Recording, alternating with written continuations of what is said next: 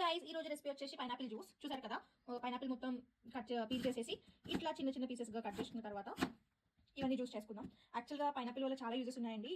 దీంట్లో చాలా మంచి యాంటీ ఆక్సిడెంట్స్ ఉంటాయి, ప్లస్ మనకి ఫైబర్ ఉండే ఫుడ్స్ చాలా తక్కువ కాబట్టి. సో ఈ పైనాపిల్ ఏంటంటే ఫైబర్ అనేది ఎక్కువ ఉంటుంది. ఏ పైనాపిల్ అంటే ఇదొకటే కాదు, ఏ పైనాపిల్లో అయినా సరే. సో ఫేస్లో మంచి గ్లో వస్తుంది, ప్లస్ డైజెషన్కి బాగా చాలా హెల్ప్ఫుల్ అవుతుంది.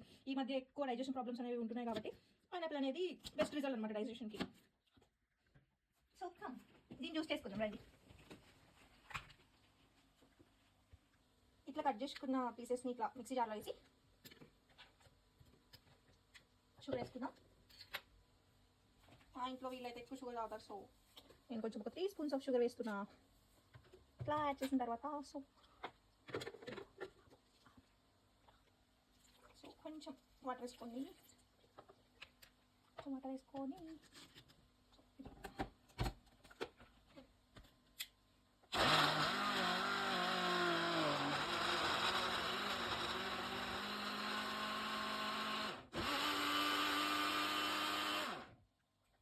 ఇట్లా వచ్చిన జ్యూస్. కొంచెం మిల్క్ యాడ్ చేయొద్దు పైనాపిల్ జ్యూస్కి, మిల్క్ లేకుండానే పైనాపిల్ జ్యూస్ బాగుంటుంది.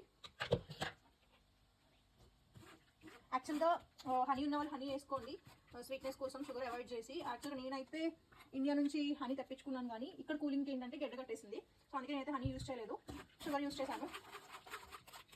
ఇట్లా ఇట్లా చేసుకున్న తర్వాత జ్యూస్ అనేది వస్తుంది కదా. సో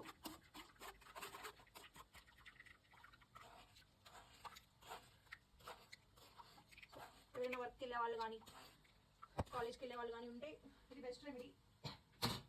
ఇది ఫ్రెండ్స్ ఈరోజు వీడియో. అండ్ హెల్త్కి కూడా చాలా ఇంపార్టెంట్. చాలా చెప్పాను కదా, యాంటీ ఆక్సిడెంట్స్ అండ్ ఫైబర్ అనేది చాలా ఎక్కువ ఉంటుందని చెప్పేసి. ఫైనల్ రిజల్ట్ అయితే ఇది. సో ఎవరైనా ఫస్ట్ టైం చూసే వాళ్ళు ఉంటే నా వీడియో ప్లీజ్ లైక్ చేయండి, షేర్ చేయండి, సబ్స్క్రైబ్ చేయండి. Thank you all.